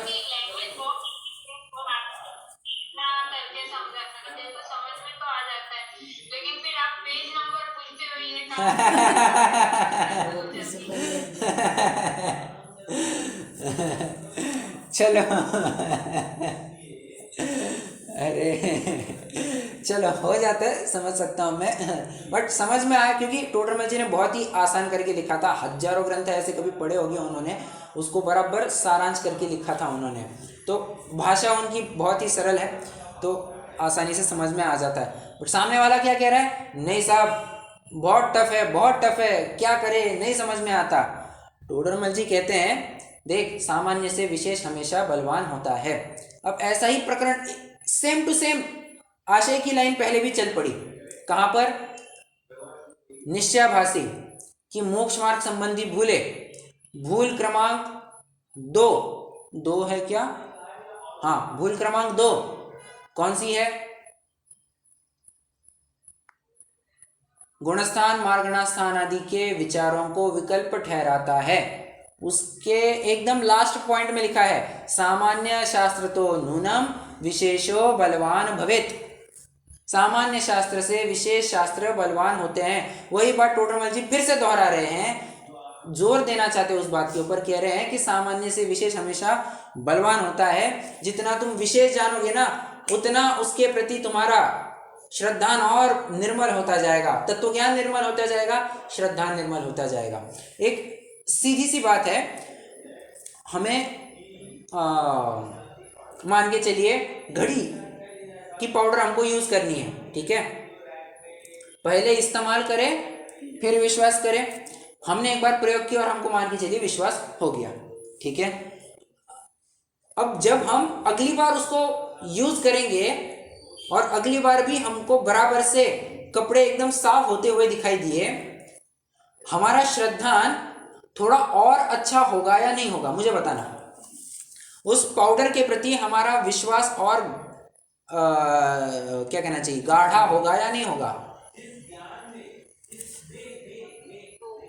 होगा। यही बात है, जैसे जैसे तुम विशेष को जानेंगे वैसे वैसे तत्व ज्ञान निर्मल होते जाता है, वैसे वैसे क्या कहना चाहिए, श्रद्धान दृढ़ होते जाता है, राग आदि घटते जाते हैं। ठीक है, चलिए इतना यहाँ तक प्रकरण पढ़ लीजिए अभी।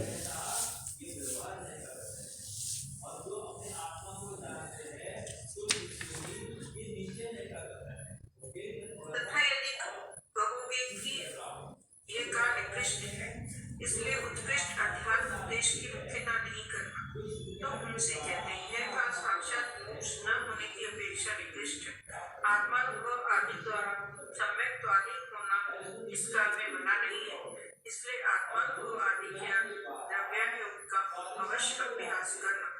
वही षट पौड़ में मोक्ष पौड़ में कहा है, आज भी त्रिरत्न से शुद्ध थी आत्मा को ध्यान कर स्वर्ग लोक को प्राप्त होते हैं, फिर लोकांतिक में देव बना प्राप्त करते हैं, वहां से च्युत होकर मोक्ष जाते हैं। बहुरी इसलिए इस काल में भी द्रव्यानुयोग का उपदेश चाहिए। कोई कहता है द्रव्यानुयोग में अध्यात्म शास्त्र है, वहाँ सर्वत्र वेद विज्ञान आदि का उपदेश किया है, तो कार्यकारिणी है और समझ में भी शीघ्र आता है। परंतु द्रव्य रूप पर्याय आदि का वे प्रमाण है आदि का वे अन्य मत के कहे तत्वादि के निराकरण का कथन किया, सो से विकल्प विशेष होते और वे बहुत प्रयास करने पर जानने में आते हैं, इसलिए उनका अभ्यास नहीं करते। उनसे कहते हैं सामान्य जानने से विशेष जानना बलवान है। जो जो विशेष जानता है, जो जो वस्तु स्वभाव निर्भर विकसित होता है, श्रद्धा दृढ़ होता है, रागादि घटते हैं, इसलिए उस अभ्यास में प्रवृत्ति योग्य है। इस प्रकार चारों बलों में दोष करके अभ्यास से होना योग्य नहीं। ओके, अब व्याकरण न्याय आदि शास्त्रों की उपयोगिता है, बड़ा ही सरल प्रकरण है, इसको अब क्या कहें 2 मिनट में कंप्लीट हो जाएगा। इसकी जो चर्चा पहले हो चुकी है वही बात यहाँ पर पुनः आ रही है। कह रहे हैं कि व्याकरण न्याय शास्त्रों को भी पढ़ना चाहिए, परंतु इतना मत पढ़ना कि तुम उसी में लगे रहो, अपना पांडित्य प्रदर्शन करने लग जाओ। ऐसा मत करना, जितना तुम्हें मूल परंपरा ग्रंथों को पढ़ने, जो 4 अनुयोगों के ग्रंथ है उनको पढ़ने के लिए तुम्हें जितने न्याय व्याकरण अलंकार का ज्ञान आवश्यक है उतना तुम हासिल कर लेना, बस दैट इज इनफ। उसी में रचे पचे मत रहना, उसी में फंस जाना योग्य नहीं है। और वैदिक शास्त्र आदि भी है, उनको जान लिया तो ठीक, नहीं जान लिया तो ठीक। यदि जानने में आ जाए तो विपरीत प्रवर्तना नहीं, उससे औरों का उपकार ही करना। ठीक है, चलिए 2 पैराग्राफ पढ़िए यहाँ पर। तथा व्याकरण न्याय आदि शास्त्र से उनका भी थोड़ा बहुत अभ्यास करना, क्योंकि उनके ज्ञान बिना बड़े शास्त्रों का अर्थ भाषित नहीं होता। तथा वस्तु का स्वरूप भी इनकी पद्धति जानने पर जैसा भाषित होता है वैसा भाषाविद द्वारा भाषित नहीं होता। इसलिए परंपरा कार्यकारी जानकर इनका भी अभ्यास करना, परंतु इन्हीं में फंस नहीं जाना। इनका कुछ अभ्यास करके प्रयोजन कुछ शास्त्रों के अभ्यास में प्रवृत्त तथा वैदिक आदि शास्त्र है, उनसे मोक्ष पाने में कुछ प्रयोजन ही नहीं है। इसलिए किसी व्यवहार धर्म के अभिप्राय से बिना खेद के इनका अभ्यास हो जाए तो उपकार आदि करना पाप रूप नहीं प्रवृत्तना, और इनका अभ्यास न हो तो मत हो कुछ बिगाड़ नहीं है। इस प्रकार जिन मत के शास्त्र निर्दोष जानकर का उपदेश हुआ। अब यहाँ पर मैं 5 मिनट चर्चा करना चाहूँगा, बहुत महत्वपूर्ण पॉइंट है, हल्के में नहीं लेना इसको। मैं लास्ट लाइन के ऊपर थोड़ा सा फोकस करना चाहूँगा। इस प्रकार जिन मत के शास्त्र निर्दोष जानकर उनका उपदेश मानना। ठीक है, मैं काम करता हूँ, महाभारत को जैन शास्त्र लिख करके, किसी जैन मुनि का नाम वाम लिख करके चला देता हूँ। चलो मैं तो एक काम करता हूँ, कुंद कुंद का नाम लगा देता हूँ और कहता हूँ कुंद कुंद ने लिखा है, जैन ग्रंथ है। मैं चाहूँ तो प्रस्तावना भी पूरी किसी जैनी से ही लिखवाता हूँ कि, या फिर थोड़ा सा किसी और ने लिखा होगा उसी को कॉपी पेस्ट करवा करके कुछ करवा दूंगा और जैनी के नाम से बता दूंगा। हो गया ना जैन शास्त्र। लेखक भी कुंद कुंद लिख दिया, और नाम भी चलो महाभारत छोड़ करके हम कुछ और कर देते हैं, जैन भारत ऐसा कुछ कर देते हैं उनको। संपादन भी, प्रस्तावना भी हम कुछ ऐसी जैन व्यक्ति से, जैन विद्वान से ही कराते हैं। बताओ चलेगा? हो गया ना, जैन शास्त्र हो गया ना? नहीं, क्यों? नाम, ग्रंथ का नाम, लेखक का नाम, ये पढ़ना बहुत जरूरी है। अगर पहले ही चोट में अगर समझ में आ जाए कि नहीं ये तो कोई 20पंथी है या तो कोई और व्यक्ति है, समझ लेना चाहिए वहां पर कुछ दिक्कत हो सकती है। कहना मैं इतना चाहता हूं, जो भी ग्रंथ आपके सामने जैन ग्रंथ के नाम पर आ जाए, आंख मीच करके उसके ऊपर भरोसा नहीं करना, अनलेस कि हाँ जो प्रूवन हो। प्रूवन ग्रंथ मतलब जैसे समयसार है, प्रवचनसार है, तत्वार सूत्र है, रत्नगण श्रावकाचार्य है, ये सब प्रूवन ग्रंथ है। मोक्ष मार्ग प्रकाश है, ये प्रूवन ग्रंथ है, इसमें कोई शंका उपस्थित करने की बात नहीं है।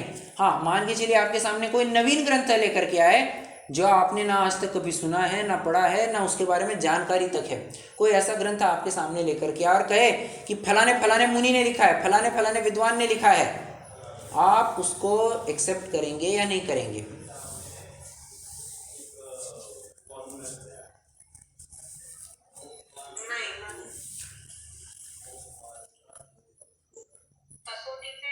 Correct, that's the perfect answer. कसौटी पर कस करके हम करेंगे। यदि हम पहले विचार करेंगे कि ये मुनि है कौन, इनका बैकग्राउंड क्या है, ये विद्वान है कौन, इनका बैकग्राउंड क्या है, ठीक है, और ग्रंथ योग्य है या अयोग्य। हालांकि इसको केवल देख करके तो नहीं बताया जा सकता। हम कोई वो चिट्ठी नहीं है, चिट्ठी मतलब वो रजनीकांत है ना, रोबोट पिक्चर में वो चिट्ठी दिखाते हैं, बस किताब को ऐसा किया तो बराबर पूरी किताब याद हो जाती है, स्कैन हो जाती है। वैसा नहीं है कुछ यहाँ पर कि हमने ग्रंथ देख लिया तो हमको पूरी विषय वस्तु ख्याल में आएगी। तो थोड़ा बहुत कुछ पढ़ेंगे ना तो समझ में आएगा। तो जब हम उसकी विषय वस्तु को पढ़ेंगे तब हम कसौटी कौन सी लगाएंगे? चलो कोमल जी, आपने उत्तर तो बहुत योग्य दे दिया कि कसौटी पर कस करके हम निर्णय करेंगे कि यह ग्रंथ योग्य है या अयोग्य। बट कसौटी किसकी कसौटी?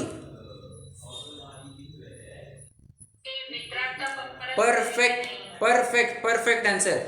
वितरागता की कसौटी पर कस करके देखेंगे, यदि हुआ तो ठीक, नहीं वितरागता की कसौटी पर खरे उतरे, रिजेक्टेड, स्ट्रेट अवे रिजेक्ट हो जाएगा। ओके, मुझे बताइए किसी व्यक्ति के मुंह पर गोबर कब चिपकाया जाता है?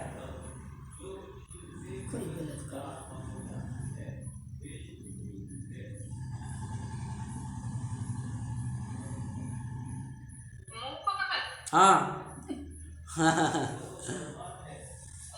जब वो खराब काम बराबर अच्छा काम नहीं करता है बराबर, तो गोबर वगैरह लगाते हैं। मुझे बताइए कुछ एक 20पंथी के ग्रंथ आपको ऐसे मिलेंगे कि गोबर से भगवान की पूजन करना बताई है, गोबर से अभिषेक करना बताया है।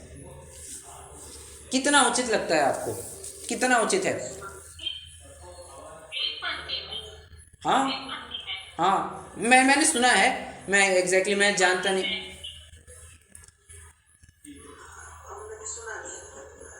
बीस पंथ में है ये, अपने इसमें नहीं है, अपने इसमें नहीं है।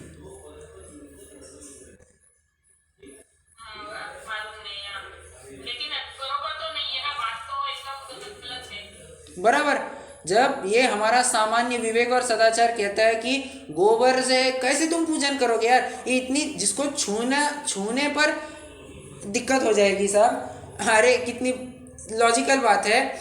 हमारी ही विष्ठा अगर हम शरीर को चिपकी रहे, हम क्या करते हैं, प्रयास करते हैं कि पूरा नहा ले, फिर से प्रयास करते हैं पूरा नहा ले। ये तो किसी और की विष्ठा शरीर को चिपक गई है, प्रयास तो करना चाहिए ना कि अब मतलब हम ये तो सोचेंगे ना यार ये कैसे हो गया, और वही उसी से हम प्रक्षाल करेंगे, भगवान की पूजन करेंगे।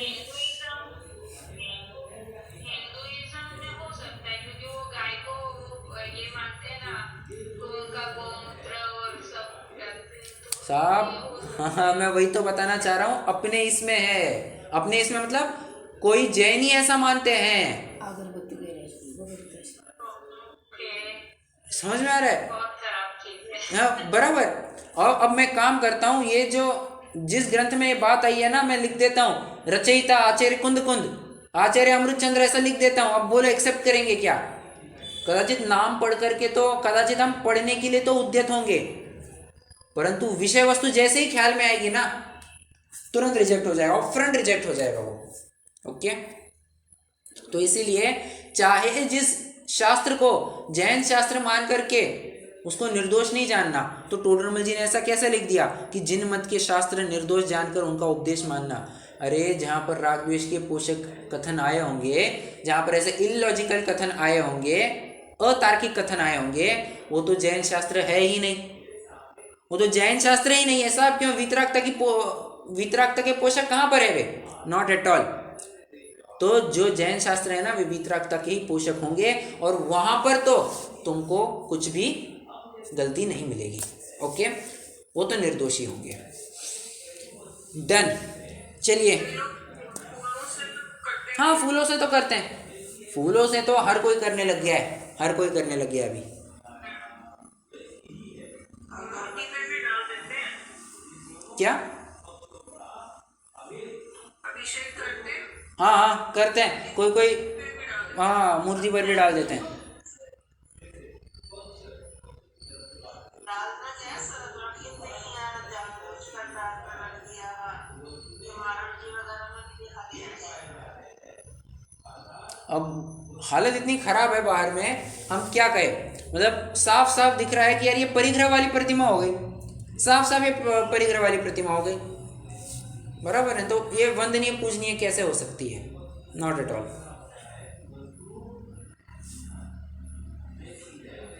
और कई महाराज ऐसे बोलते हैं कि किसी किसी ग्रंथ में ऐसी लिखा है कि जो पहले लिखा था जंगल में वो अब नहीं है, कि अब आजकल का काल ऐसा है तो शहर में भी रह सकते हैं महाराज लोग। कौन से ग्रंथ में लिखा?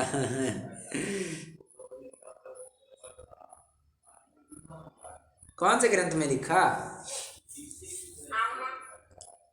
उन्होंने ग्रंथ का नाम भी बताया था कुछ, अभी वो मेरे को भी याद नहीं है, प्रवचन में एक बार बोला था किसी महाराज ने। अच्छा चलो, मैं वैसे ही अब मैं ज़्यादा इस विषय में नहीं उलझना चाहूँगा, क्योंकि इसकी आद्योपान चर्चा अपनी 6 ढाला की 6वें ढाल में हो चुकी है। बट वैसे एक तर्क दूंगा, ठीक है? आज जंगल, पहले जंगल में रहते थे, अब नगर में भी रह सकते हैं। यही हालत तो फिर श्वेतांबरों की हुई थी, यही हालत श्वेतांबरों की तो हुई थी। श्वेतांबर भी कैसे, मतलब पहले दिगंबर ही तो थे, श्वेतांबर कैसे हो गए? धीरे धीरे पहले फिर एक डंडा रखने लग गए, फिर एक पात्र रखने लग गए, फिर कपड़ा रखने लग गए, हो गया ना श्वेतांबर। कितना तो टाइम लगता है दिगंबर को श्वेतांबर होने में, और फिर नगर में भी रहने लग गए थे, ये सब बातें हो गई थी। और जैसे जैसे काल बदलेगा उसके अनुसार यदि मुनिराज की परिभाषा बदलने लग जाए तो लो हो गया कल्याण। कल जाकर के हर मुनि को विषय सेवन का भाव जागृत होगा, स्त्री सेवन का भाव जागृत होगा, तो एक हाथ दूसरी स्त्री रख करके भी वो कहेगा कि मेरा मुनिपना बरकरार है। अरे ऐसी परिभाषा थोड़ी ना बदली जाएगी। ये तो किसी बदक बकोटे को देख करके यदि हंस को मुनि क्या कहते हैं, बदक बकोटे को तो हंस नहीं माना जा सकता ना। तुम्हारा पुरुषार्थ कम हो गया तो तुम क्यों बताते हो कि मुनिराज नहीं ऐसा करना चाहिए? ये तो तुम्हारे पुरुषार्थ की कमी है ना, मुनि बने ही काय के लिए। समझ में आ रहा है? और जिसको अपने विषय का पोषण करना होता है वो ऐसे ही करता है। और ज़्यादा मैं कुछ कहूँगा नहीं। आचार्य उमा स्वामी का 7वें अध्याय में साफ साफ उल्लेख है, आचौर्य व्रत की भावना में पहली भावना लिखी है शून्यागार, दूसरी क्या लिखी है? विमोचितावास। खेल खत्म हो गया साहब। शून्यागार मतलब शून्य स्थान पर रहना चाहिए, निर्जन स्थान पर रहना चाहिए तुमको, ठीक है? और भी चाहिए ना तो संयम प्रकाश पढ़ लेना, संयम प्रकाश में आपको चाहे वो सब मिल जाएगा। संयम प्रकाश में चाहे उतनी डिटेल में। और कोई ग्रंथ ऐसा है कि उमा स्वामी श्रावकाचार ऐसा कोई ग्रंथ है क्या? कोई कुछ ग्रंथ नहीं है ऐसा, मेरे पहले बार सुनने में है। आपने कहा तब मेरे ख्याल मतलब मुझे ज्ञान हुआ, ऐसा कोई ग्रंथ नहीं है मेरे ज्ञान में तो। श्रावकाचार्य जरूर है, अमित गति। हाँ, अमित गति श्रावकाचार्य है, राइट, अमित गति श्रावकाचार्य है।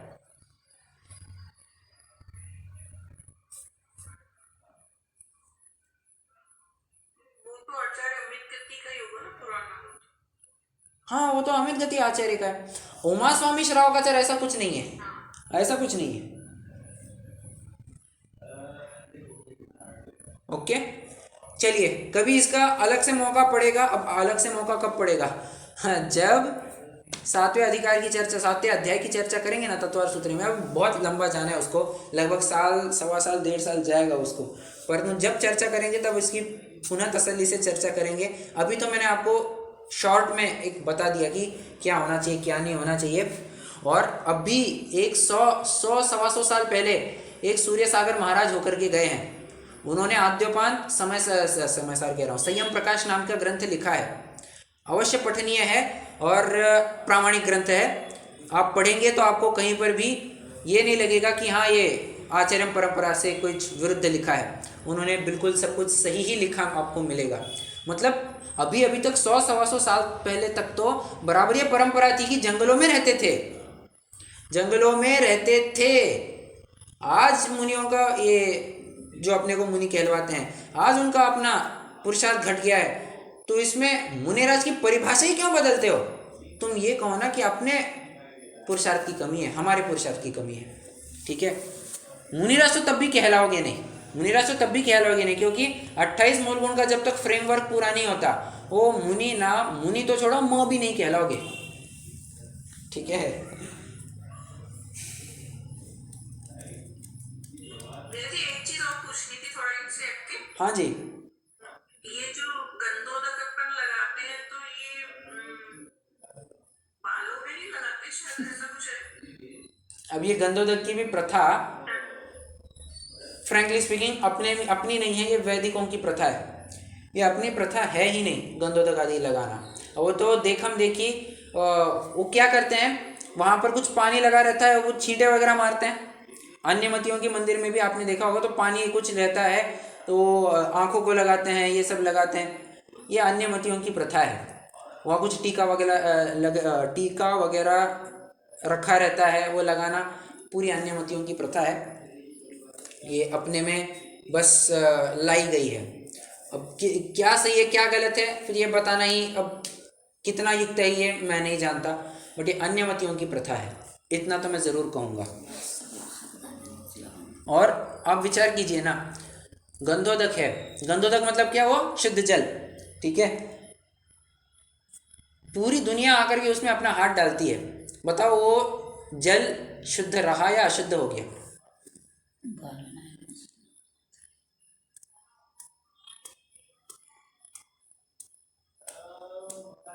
बताइए। पूरी दुनिया आकर के उसमें अपना हाथ डाल रही है। अरे चलो मैं आपको एक प्रश्न पूछता हूँ। मैंने काम किया कि चलो हमारी माता जी ने हाथ धोए, वो पानी किसी एक क्या कहना चाहिए, एक वेसल में, एक यूटेंसिल में कलेक्ट किया, और अब चाह रही है कि उस भगोनी में से मेरे हाथ पर पानी डाल करके मेरे हाथ धोना चाहे, मैं एक्सेप्ट करूँगा? बताओ मैं एक्सेप्ट करूँगा क्या? नहीं होगा। लेकिन एग्जैक्टली करना क्या चाहिए, तो फिर आप भी बताइए एग्जैक्टली क्या करना चाहिए? लगाना ही नहीं, स्ट्रेट फॉरवर्ड नहीं लगाना बस क्योंकि लगाना ही नहीं लगाना, क्योंकि देखिए हम भगवान के दर्शन के लिए आए हैं, कोई गंधोदक लगाने के लिए नहीं आए हैं। हमारा मूल प्रयोजन भगवान के दर्शन से है, और भगवान की भक्ति, भगवान के प्रति अहोभाव हमारे परिणामों से होता है। कोई गंधोदक लगाएंगे तो ही हमारे दर्शन हुए, ये अपनी बात बैठती नहीं है। आप थोड़ा लॉजिकली विचार कीजिए।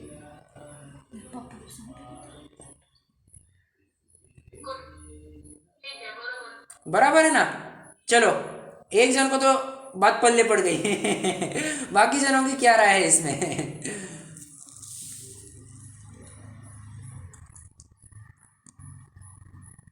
मैं भी पिछली बार से कई 2-3 महीने से मैं द्रव्य पूजा भी नहीं करती हूँ, ऐसे ही बहुत अच्छा। मतलब कोई ज़रूरी नहीं है कि गंदों तक का भी क्यों ही इतना ये रखना, हाँ, ऐसे होता है ना करेक्ट करेक्ट। कि अपने को मालूम नहीं रहता है, तो उसमें भी अपने को ऐसा रुचि आ जाती है कि नहीं गंदों तक लगाया तो कुछ अच्छा किया ऐसे करके, तो वो भी नहीं होना चाहिए। हाँ, वो तो अपने एक मन का एक, यानी हाँ, क्या क्या? हाँ, वो अपने मन का ये हो जाता है कि जब तक गंदों तक नहीं लगाया दर्शन किए। करेक्ट करेक्ट करेक्ट, बराबर है। मतलब ये तो मन का विषय हो गया ना, ये तो मन का विषय हो गया कि गंदों तक लगाएंगे तो ही हमें दर्शन हो गए। ये तो तुमने अपनी एक कल्पना खड़ी की है कि ऐसा ऐसा होगा तो ही मेरे दर्शन हो गए। कुछ नहीं है ऐसा, कुछ नहीं है। हाँ, अरे देखिए समोशरण में कौन सा गंधोदक होता होगा? समोशरण में कौन सा गंधोदक होता होगा? No scope at all.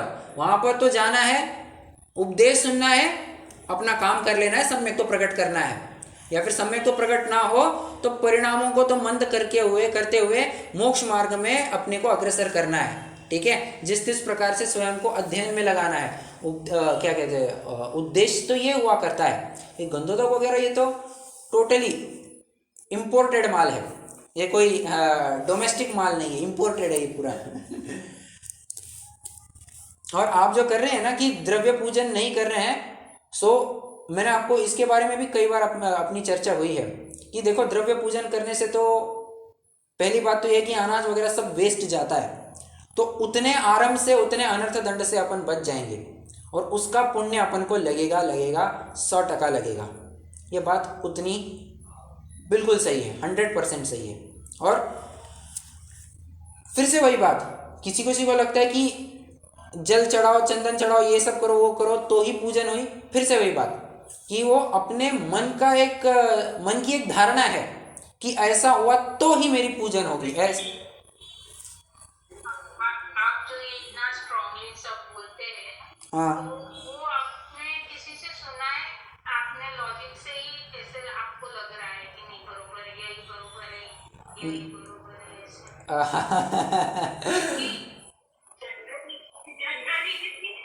क्योंकि यहाँ पे सब पंडितों को देखा है, बड़े बड़े विद्वानों को देखा है, तो ऐसे नहीं देखा है जैसा आप बोल रहे हैं, इसलिए मैं पूछ रही हूँ। ऐसा नहीं देखा है मतलब कैसा? मतलब स्ट्रांगली बात करना है ऐसा क्या? नहीं, यानी बंधुत्व को एकदम ये मानते हैं, द्रव्य पूजा को भी इतना इम्पोर्टेंस देते हैं, हाँ, इसके लिए मैं पूछ रही हूँ। क्योंकि हमारे यहाँ पे भी बड़े बड़े विद्वान आते हैं, उनको उनकी क्रियाएं तो हम देखते ही है ना, ऐसे अपने नजरों से तो निकलती है ना उनकी बराबर क्रियाएं ऐसे करके। बराबर बराबर। इसके लिए पूछ रही थी कि आपने कोई किसी विद्वान से सीखा है कि क्या है, ऐसे कि भाई लॉजिक से बात कर रहे हैं? 99%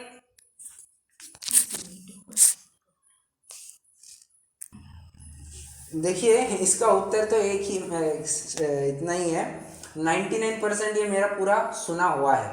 ये मैंने ना मतलब अधिकांश मैंने जितना सुना है, मैंने पंडित सचिन जी को ही सुना है जो अभी गजपंथा में है, तो मैंने उनको ही सुना है।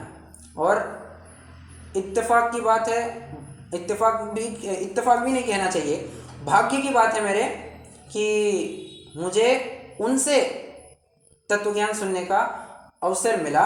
मैं किसी अन्य विद्वान की बिल्कुल भी वैल्यू कम नहीं करना चाहता, बिल्कुल भी कम नहीं करना चाहता, बट क्या है उन्होंने इतने ग्रंथों को पढ़े हैं ना, हजारों ग्रंथों को उन्होंने स्वयं। आपने बताया कौन से? अपने पंडित सचिन जी, ये गजपंथा में जो है, तो हजारों ग्रंथ, हजारों किताबें और लौकिक ही लोग क्या कहते हैं, अपने धर्म की किताब ही नहीं, अन्य लौकिक किताबें भी उन्होंने इतनी सारी किताबें पढ़ी है। तो सहज ही में उनकी जो थॉट प्रोसेस है वो थॉट प्रोसेस मेरे में आती गई। वो हर एक बात को लॉजिक से बताते थे, हर एक बात को वे लॉजिक से बताते हैं।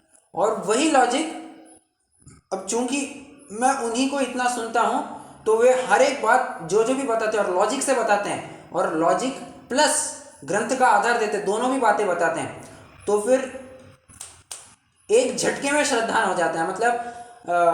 मतलब इसके ऊपर शंका करने की कोई बात ही नहीं हो जाती है, क्योंकि लॉजिक भी है, प्रस्तुतिकरण की शैली भी है और ग्रंथ का आधार भी है। जब ये तीनों बातें सामने आ जाती है तो बात फटाफट हजम हो जाती है। यही मेरे साथ हुआ। और बचा कुछ जो भी है 1% फिर मैं अपने स्तर पर भी लॉजिक लगाता हूँ। नॉट नेसेसरी कि हर विषय के ऊपर ही उन्होंने कुछ बखान किया होगा, कई सारी बातें हैं जो मैं अपने लॉजिक से भी बताते रहता हूँ। तो और ये उन्हीं की प्रेरणा से है। मैं देखता हूँ ना कि जिस प्रकार से वे लॉजिक पुटअप करते हैं उसी तर्ज पर मैं भी कुछ लॉजिक पुटअप करने की कोशिश करता हूँ, और फिर उसी के तहत मैं इतनी स्ट्रांगली बात रख सकता हूँ, इतनी स्ट्रांगली रख सकता हूँ, दम से रख सकता हूँ, क्योंकि वे उतना कॉन्फिडेंटली बोलते हैं ना। और देखो, जितना स्ट्रांग एक गुरु होगा ना, शिष्य भी उतना ही स्ट्रांग होता है। ये फैक्ट है, ये जानना। इतिहास का उदाहरण देना, चाणक्य और चंद्रगुप्त। चाणक्य एकदम स्ट्रिक्ट, कठोर भी क्या कहे, बट एकदम चतुर थे, बहुत बुद्धिमान थे, सब नीतियों को जानते थे और बहुत ही स्ट्रांग थे। इसलिए तो चंद्रगुप्त इतने आगे बढ़े। पूरे भारत के अंतिम सम्राट, जैन सम्राट नाम पाना ये कोई मजाक की बात नहीं है। और इतना बड़ा राज्य संभालते थे। कहाँ तक सुना होगा ना, पूरा Bharat, some part of China, Pakistan, Afghanistan, यहाँ तक उनका पूरा राज्य फैला हुआ था। बांग्लादेश, म्यांमार, पूरा ये राज्य फैला, इतना बड़ा राज्य था चंद्रगुप्त मौर्य का। मतलब ये कैसे हासिल कर पाए? अवश्य ही चाणक्य उनके पीछे थे। तो यही बात है कि चूंकि वे इतना कॉन्फिडेंटली बोल पाते हैं, मैं भी उतनी कॉन्फिडेंटली बात रख पाता हूँ अपनी। और जो भी ग्रंथ आधार देते हैं वो ग्रंथ आधार फिर मुझे भी ख्याल में आ जाते हैं, वही ग्रंथ आधार मैं आपके सामने रखता हूँ। ऐसी बात है। और समझना, हाँ बोलिए। द्रव्य ले जाना भी नहीं चाहिए फिर घर से? देखिए, द्रव्य पूजन करने में मनाही कुछ नहीं है। आप करना चाहे तो कर सकते हैं, नहीं करना चाहे तो नहीं करें, इसमें कोई मनाही नहीं है। हाँ, बट अगर आपके बहुत ही भाव हो रहे हैं तो आप घर से ही लेकर के जाना, वहाँ पर बने बनाए द्रव्य नहीं लेना। ये तो स्ट्रिक्टली मनाही है। ये तो आप किसी भी विद्वान को पूछेंगे ना, तो वहाँ पर बने बनाए द्रव्य हमको अर्घ्य में नहीं चढ़ाने चाहिए। क्यों? क्योंकि द्रव्य अपना हुआ करता है। आज मैं इस फल को आज त्यागने आया हूं, तो त्याग तो उस वस्तु का किया जाता है जिसका ग्रहण किया हो। भले आदमी जिसका ग्रहण ही नहीं किया, जो वस्तु तुम्हारी थी ही नहीं, तुम उसको कैसे चढ़ा सकते हो? तुम्हारी अपनी वस्तु का दान होना चाहिए। तो अगर आप चाहते हैं कि नहीं थोड़ा बहुत कुछ करना हो, तो आप अपने घर से द्रव्य लेकर के जाना। वहां का बना बनाया द्रव्य तो कतई नहीं लेना, बिल्कुल भी नहीं। ये आप किसी भी विद्वान से पूछना, वे सभी विद्वान आपको यही बात बताएंगे। सभी विद्वान यही बात बताएंगे आपको। बाकी फिर आपका निर्णय है। द्रव्य पूजन करना चाहे तो कर सकते हैं, नहीं करना चाहे तो आपकी मर्जी। परंतु इस पूरे एक मिनट हाँ, इस पूरे प्रोसेस में आपको अपने परिणामों को बिल्कुल भी ओछा नहीं रखना है।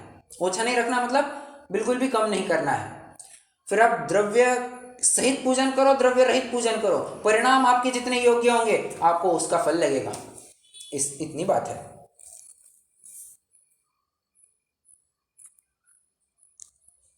मानो द्रव्य पूजा नहीं करे लेकिन घर से तो थोड़ा बहुत ऐसे मंदिर में दर्शन करते तो चढ़ा सकते हैं। हाँ, चढ़ा सकते हैं, वैसी कोई विशेष बात नहीं, चढ़ा सकते हैं, कर सकते हैं। सगळं महीना भर में एकदाच तिनं तरी दान केलं. ठीक है, चलिए आज काफ़ी लंबी चर्चा हुई, लगभग 1.5 घंटे के आसपास अपनी चर्चा हुई है. बहुत अच्छी चर्चा रही, ये ऐसी चर्चा होती रहनी चाहिए तो विषय और खुलता है. ठीक है, चलिए रुकते हैं, जिनवाणी स्तुति करेंगे.